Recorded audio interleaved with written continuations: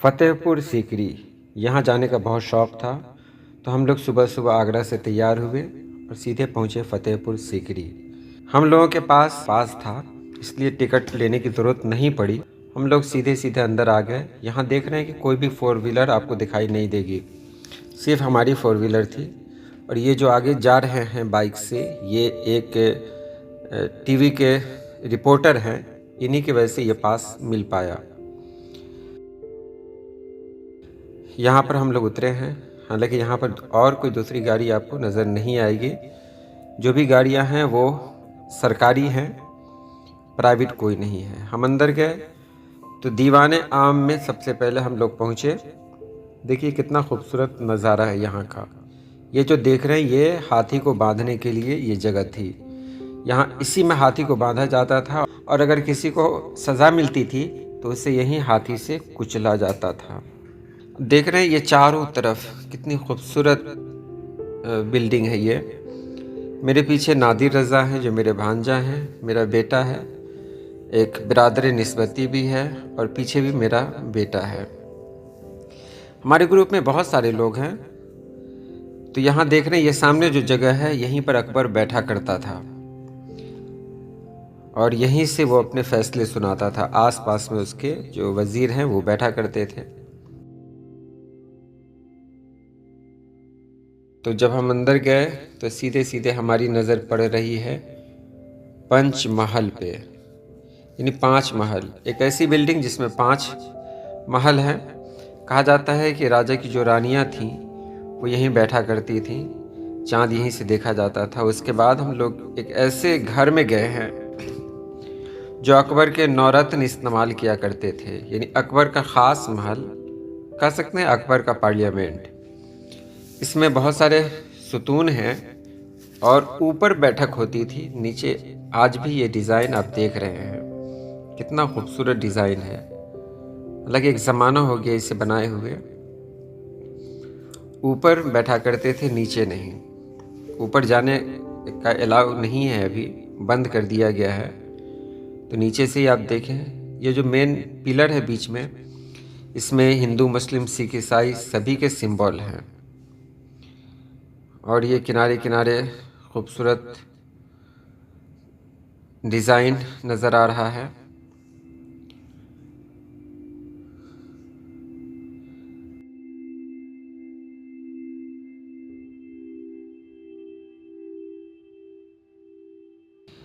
आपने ये देख लिया, मैंने पहले भी बताया था कि वो 5 महल की जो बिल्डिंग है वो बहुत ख़ास है। उसके बाद देखिए हम आ गए हैं राजा टोडरमल के कमरे में। वो वहाँ ख़जानची हुआ करते थे। ये सब जो जगह देख रहे हैं आप, इसी के अंदर ख़जाना रखा जाता था।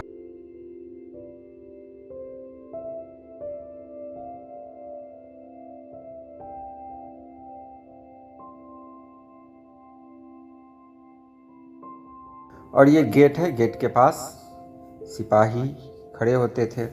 उस वक्त गेट लगा हुआ था, अब कहीं पर गेट नहीं है। तो ये राजा टोडरमल का घर है। यहीं से खजानों का हिसाब हुआ करता था। आज भी ये बिल्डिंग बहुत अच्छी हालत में है। ये जो मेरे सामने है, ये अरमान साहब हैं, आगरा में इनका होटल है और हम इन्हीं के मेहमान थे। इन्होंने बहुत ख्याल रखा, पूरे आगरे की सैर करवाई, यानी हर तरह से। यहाँ बहुत ख़ास चीज़ देखने को मिल रहा है। ये सामने जो आप देख रहे हैं, ये हाथी का मकबरा है। हाथी का नाम था हिरन। अकबर बहुत मानता था उसको। जब वो मर गया तो उसके नाम से ये जगह बनाई गई। पहले इसमें हाथी के दांत लगे होते थे, लेकिन अब हाथी का दांत नहीं है। हाथी के दांत को अंग्रेज़ ले गए। और ये ख़ास जगह है जहाँ जेतुशी बैठते थे। अकबर को बहुत दिलचस्पी थी। अकबर इन सब चीज़ों में बहुत यकीन रखता था। और ये वही जगह जहाँ पर जेतुशी बैठते थे और यहीं से कोई काम, किसी काम के बारे में फ़ैसला होता था। ये काम सही है या गलत है, कहीं हमला करना है, कब किया जाए। ये बिल्डिंग भी बहुत खूबसूरत है। उसके बाद हम लोग आगे बढ़ रहे हैं, दाएं तरफ जाएंगे। इसके पहले ये सामने देखिए, बैठने एक चबूतरा की तरह कुछ है। तो यहाँ पर राजा, तो यहाँ पर अकबर बैठा करते थे रानी जोधाबाई के साथ और चौसर खेला करते थे। ये सब निशान चौसर का है। इस पर अकबर बादशाह बैठते थे, अकबर बादशाह और जोधाबाई। चारों तरफ ये जो स्क्वायर दिखाई दे रहा है, इसमें उस दौर की कनीज़ें रहती थी।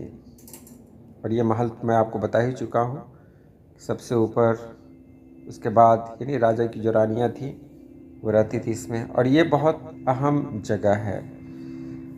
तानसेन का नाम सभी लोग जानते हैं। तानसेन यहीं पर बैठते थे और राग अलापते थे। ये तालाब के बीच में बना हुआ है, चार तरफ से जाने का रास्ता है।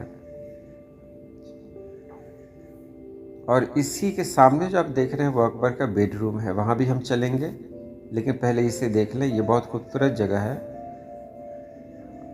पानी है। उस दौर में इसमें गुलाब का पानी रखा जाता था ताकि खुशबूदार रहे। अकबर के बेडरूम के पास है, यानी अकबर को इन सब चीज़ों से बहुत लगाव था। कहा जा सकता है कि उस वक्त शौक के लिए लोग यहीं पर बैठा करते थे, लुत्फ़ लेने के लिए। ये टर्किश रानी थी जिसका नाम था रुक़ैया। ये अकबर की बीवी थी, उसी के रहने की जगह है। अब दीवारों में कशीदाकारी देख सकते हैं, कितनी खूबसूरत कशीदाकारी है। लोग इसको शीश महल कहते हैं, हालांकि ये मेकअप रूम था। और दीवार की जो बनावट है वो बहुत ख़ास है। और दरवाजे को देखेंगे, दरवाज़ा उतना ही ऊंचा है जितना अकबर का कद हुआ करता था, यानी 5 फुट 8 इंच। चारों तरफ खिड़कियां हैं और बहुत खूबसूरती से इसे बनाया गया है रुक़ैया के लिए। रुक़ैया का ये ख़ास महल है और ये मेकअप रूम है उसका। अब दीवारों को गौर से देखें, कितनी मेहनत की गई है। यानी सीधे सीधे कोई ईंट लाकर जोड़ दे या पत्थर लाकर जोड़ दे, ऐसा नहीं है। एक एक पत्थर पर मेहनत की गई है। छत देखें तो छत का भी वही हाल है। यहाँ इन सब चीज़ों को देखकर पता चलता है कि वो लोग कितने शौकीन थे। यानी आर्ट उनकी ज़िंदगी में बसा हुआ था। एक ज़माना गुजरने के बावजूद ये सब सलामत है। करीब से देखें, लोगों ने छू के इसे गंदा कर दिया है, लेकिन आज भी वो डिज़ाइन उसी तरह है। चारों तरफ खूबसूरत डिज़ाइन देखने को मिलेगा। उसके बाद हम लोग आगे बढ़ रहे हैं। सामने एक बहुत बड़ा प्याला दिखाई दे रहा है। एक बार और यहाँ से देख लें, किधर से आए थे हम लोग। उसके बाद हम लोग यहाँ से प्याला को देखें। ये अकबर के लिए पानी इसी में रखा जाता था और उसी से मिलता जुलता जो रूम है ये किचन रूम था, अकबर का ख़ास किचन रूम। ये सामने जो कुछ दिखाई दे रहा है उसमें खाना रखा जाता था। बहुत तरह के खाने होते थे और अकबर नीचे बैठ के खाता था और उसी के पास अकबर का बेडरूम है। ये देखें, अकबर का बेडरूम है। ये बेड है जो ज़मीन से कई फुट ऊंचा है। इसमें 3 दरवाजे हैं, तीनों रानियों के अलग अलग आने के लिए। अकबर ऊपर सोता था और नीचे सीढ़ी लगाई जाती थी। चंदन की सीढ़ी होती थी। जब अकबर ऊपर चला जाता तो वो सीढ़ी हटा दी जाती थी। यही बेड है अकबर का, पत्थर से बना हुआ। आज तक ये बेड उसी तरह है। और बाहर सिपाही खड़े रहते थे, उसके मुहाफिज खड़े रहते थे। यहाँ भी जो आप आसपास देख रहे हैं, यहाँ भी डिज़ाइन देखने को मिलेगा। ये जगह ऐसी थी जो हमेशा ठंडी रहती थी, यानी गर्मी के दिनों में ठंडी और जाड़े के दिनों में गर्म। ये बाहर की जो जगह देख रहे हैं, इसमें ख़ास लोग बैठा करते थे। अकबर की ख़ास कनीज़ें थीं और इसी के सामने जो तालाब है उसी में तानसेन, उसी के बीच में बैठकर तानसेन अपना राग लापते थे।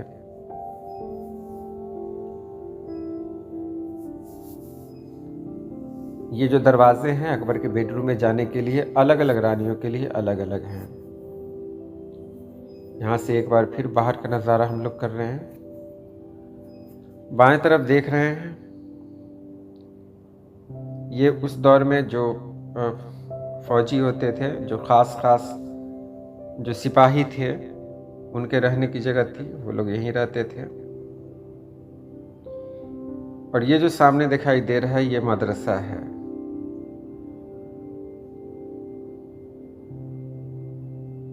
बच्चियों का मदरसा।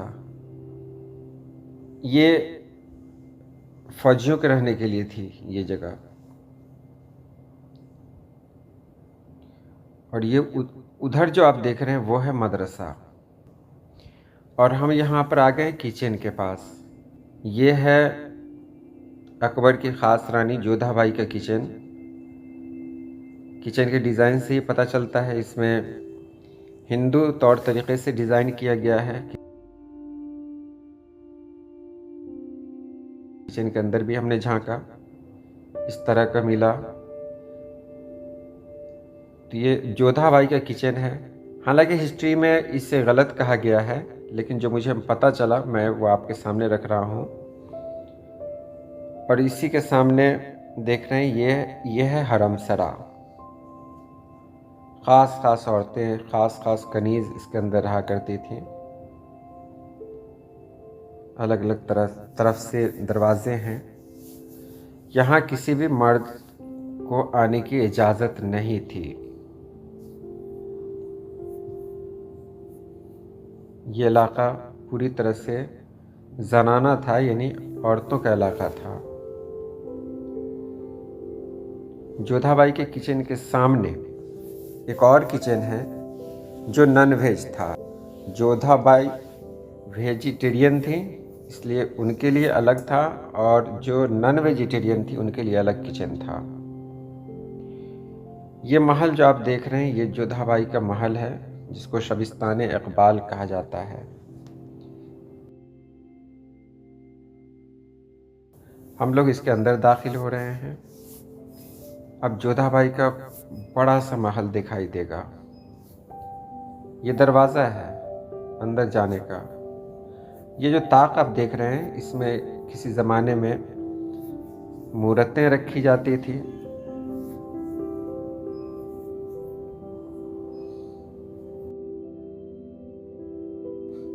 जोधाबाई कृष्ण जी को मानती थी, तो उनके महल में हर जगह कृष्ण जी की मूर्तियां लगी रहती थी।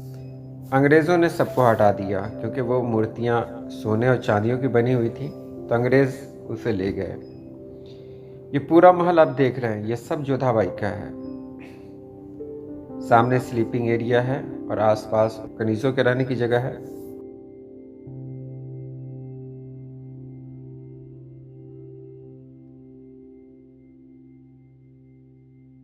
इतने कमरे हैं कि हर कमरे में जाना मुश्किल है, वक्त की किल्लत है। आप यहीं से देख लें। लेकिन कुछ कमरे ऐसे हैं जिनको बहुत करीब से मैं आपको दिखाऊंगा, जैसे ये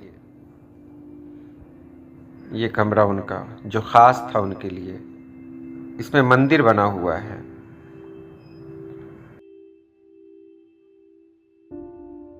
उसके बाद हम यहाँ आते हैं तो सामने जो चीज़ आपको नज़र आ रही है, जो आप देख रहे हैं, ये बीरबल का घर है। बीरबल का घर। और बीरबल के घर के सामने जो उधर देख रहे हैं वहाँ घोड़ों का अस्तबल है। हम इसके अंदर भी जाएंगे और देखेंगे कि किस तरह का घर था राजा बीरबल का। राजा बीरबल के बारे में दो बातें मैं आपको कह दूं कि अकबर बादशाह ने जो दीन इलाही धर्म शुरू किया था उसको फॉलो करने वाले अकेले बीरबल ही थे। और दूसरी बात कि इस कंपाउंड में एक ही वज़ीर का घर आपको देखने को मिलेगा, घर, और वो है बीरबल का। टोडरमल की ऑफिस है लेकिन घर नहीं, घर कहीं और था। ये जगह जो आप देख रहे हैं इसमें घोड़े बांधे जाते थे। यहाँ लिखा हुआ है कि हाथी और ऊंट भी बांधे जाते थे, लेकिन मुझे समझ में नहीं आ रहा है कि हाथी कैसे यहाँ आता होगा। बहरहाल ये बीरबल का घर है। हम बीरबल के घर के अंदर जा रहे हैं। बीरबल से बहुत लगाव है क्योंकि बचपन से बीरबल की कहानियाँ सुनते हुए आ रहे हैं हम लोग, इसलिए मैंने यहाँ बहुत वक्त गुजारा। अंदर भी गए, एक एक चीज़ को ध्यान से देखा कि आखिर बीरबल की ज़िंदगी कैसी थी। अकबर बादशाह के बहुत करीब थे ये और 9 रत्नों में शामिल थे।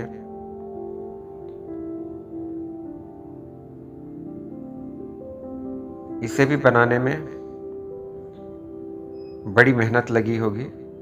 दीवारों को देख सकते हैं, क्या खूबसूरत डिज़ाइन है। ताक आज भी मौजूद है। कभी इन ताकों पे दिए रोशन होते होंगे, आज सिर्फ याद बनकर बाकी रह गया है।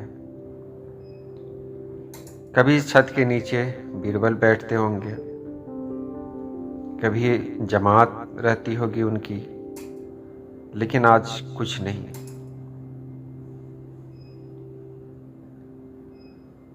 तीन कमरे हैं इसके अंदर और सब एक दूसरे से जुड़े हैं।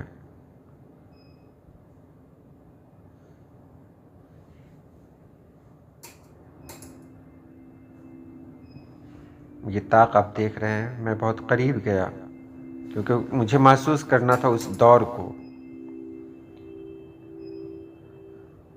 न जाने क्या क्या यहाँ हुआ होगा, क्या दौर था वो भी।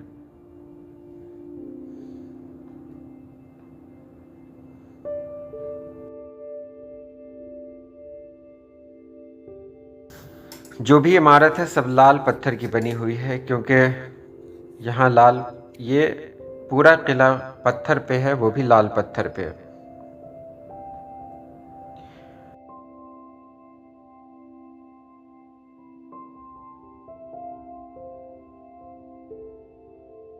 ये जो आप दरवाज़ा देख रहे हैं ये बुलंद दरवाज़ा नहीं है, ये साइड का एक दरवाज़ा है। बुलंद दरवाज़ा सामने है, लेकिन हम लोग बैक डोर से जा रहे हैं, पीछे से जा रहे हैं। खूबसूरत नज़ारा आप यहाँ से देख सकते हैं मस्जिद का। आज जुमा का दिन है, इसलिए लोग जुमा की नमाज़ पढ़ने के लिए आए हैं। भीड़ लगी है। यहाँ आप चप्पल पहनकर या जूते पहनकर नहीं जा सकते हैं। ये सामने बुलंद दरवाज़ा है जिसके पीछे हैं हम लोग। सामने जाएंगे तब दिखाई देगा। सामने जो उजला दिखाई दे रहा है वो सलीमुद्दीन चिश्ती का मज़ार है, जहाँ आकर अकबर ने मन्नत मांगी थी तो सलीम पैदा हुआ। यहाँ सिर्फ कब्रें ही देखने को मिलेंगी, बहुत ख़ास लोगों की कब्रें हैं। मस्जिद देख रहे हैं अभी, मस्जिद के सामने एक दरख्त भी है और ये बुलंद दरवाज़ा है जिसके पीछे हम लोग। सामने से अगर देखेंगे तो बहुत ऊंचा, कहा जाता है ये एशिया का सबसे ऊंचा दरवाज़ा है और कुछ लोगों ने तो ये कहा कि दुनिया का सबसे ऊंचा दरवाज़ा है। हम लोग इस गेट से बाहर की तरफ निकलेंगे ताकि आपको दिखाया जा सके कि ये दरवाज़ा कितना ऊंचा है। पहले अंदर से ही देख लें। बुलंद दरवाज़ा कुछ इस तरह दिखाई देता है अंदर से। ये गुंबद है, मेहराबें हैं और जब हम बाहर निकलते हैं तो बाहर का मंजर कुछ ऐसा दिखाई देता है। पता चलता है हम कितनी ऊंचाई पे हैं। देखिए गाड़ियाँ नीचे हैं। थोड़ा सा नीचे जाकर हम इसकी वीडियो बनाते हैं तो देखिए इस तरह ये दिखाई देता है। हालांकि और दूर अगर हम जाते तो ये वीडियो और अच्छी बनती, लेकिन बड़ी मेहनत पड़ती उतनी दूर नीचे उतरना। बताइए, नीचे उतरना फिर नीचे जाके वीडियो बनाना बड़ा मुश्किल था। तो मैंने ऊपर ही 1-2 सीढ़ी नीचे उतरकर वीडियो बना ली क्योंकि हम लोग बैक डोर से आए हैं। सामने से आते तो और अच्छा लगता देखने में। इतना ऊंचा दरवाज़ा, इतनी सीढ़ियाँ। अकबर ने जब गुजरात को फतह किया था तो उसी की खुशी में इसे बनाया और ये अकबर की आखिरी बनाई हुई इमारत है। और ये लंगर है, जो गरीब होते थे वो यहाँ आते थे, यहाँ फ्री में खाना मिलता था। अब हम लोग आ गए हैं अंदर। ये दरवाज़ा हज़ारों साल पुराना है। एक आदमी मिले हैं जो वहाँ के बारे में बता रहे हैं। इन कब्रों के बारे में भी बताया उन्होंने कि बहुत ख़ास लोगों की कब्रें थी। अंदर भी जब कमरे में जाते हैं तो वो वहाँ भी बहुत सारी कब्रें हैं। ये औरतों की कब्रें हैं। यहाँ किसी ज़माने में मर्दों का आना मना था, लेकिन अब सयाह लोग जाते ही हैं। ये ले जा रहे हैं मुझे एक कूलर के पास। वाकई इसके अंदर से हवा आ रही थी, बहुत तेज़ हवा आ रही थी। अजब तरह की बनावट थी इसकी। उसके बाद ये ले जा रहे हैं मुझे उस सुरंग की तरफ। सुरंग का ये दरवाज़ा है। कहा जाता है कि अनारकली को इसी रास्ते से लाहौर भेजा गया। किताब में जिस सुरंग का जिक्र आया है वो यही सुरंग है। इसी से अनारकली को ले जाया गया था। मैं फिर एक बार बता दूं कि सिर्फ अफसाना है। अनारकली और सलीम की कोई दास्तान हकीकत में नहीं है। अंग्रेज़ों ने अकबर को बदनाम करने के लिए इस तरह की चाल चली थी। यहाँ सिर्फ कब्रें ही कब्रें हैं। पता नहीं किनकी किनकी कब्रें हैं यहाँ। मैं बार बार दिखा रहा हूँ इसी सुरंग को। फिर वापस आता हूँ मैं। फिर से देखें इस लकड़ी को जो सालों पुरानी है। ये देखिए कतबे लिखे हुए हैं। ये कब्र है शेख सलीमुद्दीन चिश्ती की रिश्तेदार की, जो 12 साल की उम्र में वफात पा गई। फिर हम लोग वापस जा रहे हैं तो ये जगह देखने को मिल रही है। ये वही जगह है जहाँ हम लोग पहले आए थे, मतलब दीवाने आम। दीवाने आम होकर ही हम लोग वापस जा रहे हैं, क्योंकि गाड़ी हमारी इसी जगह लगी हुई है। अगर गाड़ी यहाँ नहीं लगी होती तो हम लोग उधर ही से निकल जाते हैं। फिर हम लोग गाड़ी में बैठते हैं, वापस चल रहे हैं बहुत सारी यादों को लेकर। आप यहाँ से आगे देख सकते हैं कहीं पर कोई दूसरी गाड़ी नहीं मिलेगी। हाँ, वो गाड़ियाँ मिल सकती हैं जो लोगों को लाती हैं, यानी सरकारी गाड़ियाँ हैं। प्राइवेट कोई गाड़ी आपको यहाँ पर नहीं मिलेगी। बहरहाल हर जगह तारीख बिखरी हुई है। आप देख रहे हैं खंडर इधर उधर, जहाँ देखिए खंडर देखने को मिलता है। ये दरवाजे आज तक सलामत हैं और मुग़लों की शान व शौकत को बयान कर रहे हैं। इसी तरह हमारा ये सफ़र यहीं ख़त्म होता है।